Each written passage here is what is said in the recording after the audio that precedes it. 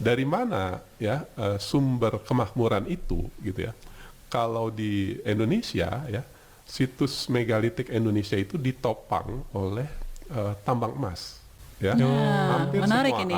Hampir semua situs megalitik ya Di tambang jalur emas ya. emas. Sebagian sudah tidak berproduksi, sebagian masih berproduksi.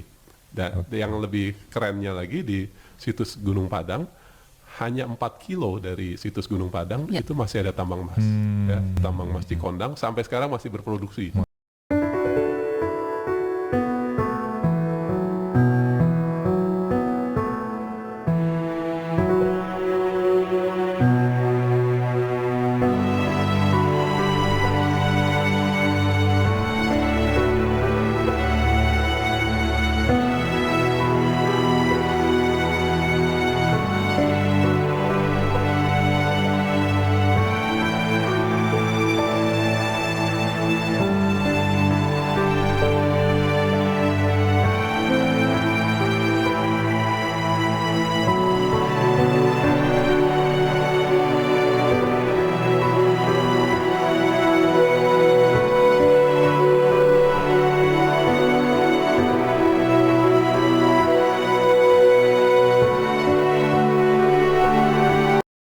Jadi begini, Membangunnya. yang harus dipahami ya, yang harus dipahami, megalitik itu ya tadi kebudayaan batu besar itu dihasilkan oleh masyarakat yang sudah hidup menetap.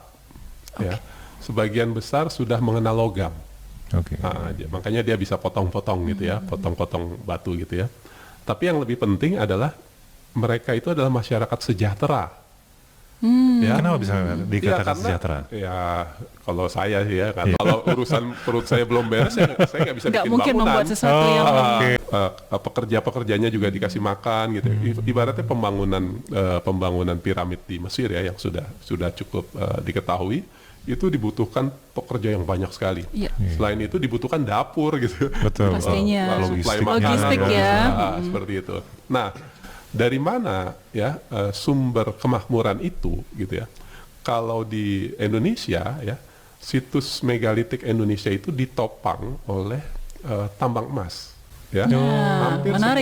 Hampir semua situs megalitik ya. Waktu awal ya, kalau waktu saya diajarin sama guru-guru saya gitu ya. Kalau megalitik itu ya, bangunan punden berundak atau bangunan bertingkat-tingkat itu adanya di puncak gunung. Gitu ya. Jadi dia orientasinya memuja dewa atau sesuatu yang ada di tempat ketinggian gitu ya. Nah, tetapi ketika saya riset di tempat-tempat lain gitu, saya lihat loh, kok ada yang dekat pantai? Ini lagi gimana? Ini orang zaman dulu atau gimana gitu ya. Tapi setelah itu misalnya begini, yang menarik adalah ketika saya datang ke Sukabumi misalnya gitu ya, ada situs di tepi pantai. Ya, punden berundak juga, kita bisa lihat laut. Ya, seperti itu. Nah, lalu faktor determinannya apa gitu ya? Saya petakan ya, situs-situs itu mulai dari Aceh ya. Aceh sampai Lampung ya, terus kemudian Banten sampai Banyuwangi dan seterusnya gitu ya. Dia cocoknya justru dengan jalur emas. Tambang emas ya. Sebagian sudah tidak berproduksi, sebagian masih berproduksi. Dan yang lebih kerennya lagi di situs Gunung Padang, hanya 4 kilo dari situs Gunung Padang itu masih ada tambang emas. Ya, tambang emas Cikondang sampai sekarang masih berproduksi. Ya, artinya dulu sebanyak banget. Terus pola lain misalnya, pola yang sama maksudnya di situs yang lain, mungkin pernah dengar tambang emas Pongkor. Pongkor ya, di dekat Bogor ya. Iya. Ya, itu cuma 6 kilo dari situ ada situs Pasir Angin namanya. Punden berundak juga. Betul. Punden berundak juga. Guru saya waktu ekskavasi di sana menemukan topeng emas. Ya, jadi masyarakatnya sudah mengenal logam, sudah bisa bikin perhiasan ya, bikin macam-macam ya. Jadi si masyarakat ini gitu ya, masyarakat yang makmur, dia bisa memobilisasi massa gitu ya, bisa ngasih makan juga gitu ya, seperti itu. Terus kemudian dia berterima kasih kepada Sang Pencipta. Dibentukkan dalam ini ya. Arsitek ini. Gitu ya. Jadi dia sebagian dari rezekinya dikembalikan gitu atau disampaikan lagi ke Sang Pencipta. Jadi masyarakat yang maju ya, makmur dan religius ya, seperti itu. Ini bukit. Bukit 1000. Terus di bawah tuh ada sungai ya. Iya. Di bawah ada sungai. Di bawah digali ada sungai gitu. Nah, Bukan. Ini bukit Di di kaki lapisan. bukit itu ada sungai ya. Nah, kita kalau dibandingkan bukitnya ya, maka penggalian 10 meter tuh kecil gitu ya. Oke. Kecil ya karena bukitnya hampir 1000 meter ya. Tapi 10 meter ini adalah ekskavasi terdalam yang pernah dilakukan tim peneliti ya. Nah, ketika 10 meter itu ketemu kosong, maksudnya hanya tanah-tanah kosong aja. Hanya tanah kosong, 10 meter. Tapi dia ketika mulai kedalaman 10 meter sampai 10,6 itu ketemu batu-batu bulat. Iya, ada di kedalaman 10 meter.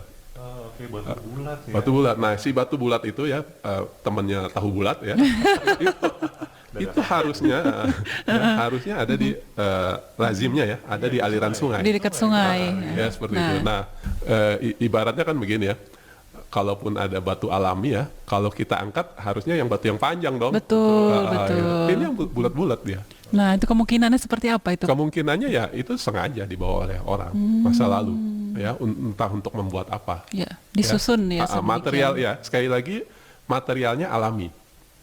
Materialnya alami ya. Tetapi ketika ditaruh di situ sudah ada campur tangan manusia. Iya. Ya, kedalaman 10 meter. Ketika warga bilang ya di situs Gunung Padang, Bung Karno pernah ke situs Gunung Padang ya, saya perkirakan ya bisa jadi benar ya, karena di Pelabuhan Ratu saja beliau datangi. Situs Gunung Padang ukuran situsnya lebih gede, Lebih besar lagi, lebih memungkinkan ya.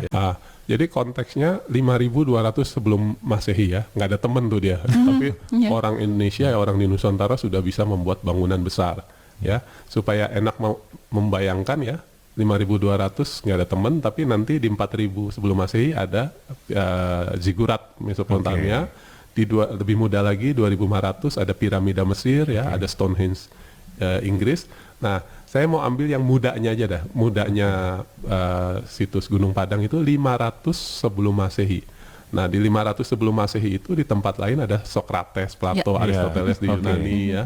Ada Konghucu ya, Lao Tse di Cina ya. Lalu ada Siddhartha Gautama di India. Nah, dalam konstelasi seperti itu orang di Nusantara sudah bisa bikin bangunan yang gede, ya, yang sebenarnya di bawahnya juga ada yang lebih tua lagi, tapi ya kita pakai yang mudanya aja. Nah, lalu si 500 sebelum Masehi masyarakatnya sudah makmur ya, sudah maju ya, sudah teratur. Nanti di sekitar awal-awal abad Masehi ya, katakanlah 400 Masehi, bangsa India datang. Bangsa India datang mengajarkan ya religi Hindu dan Buddha.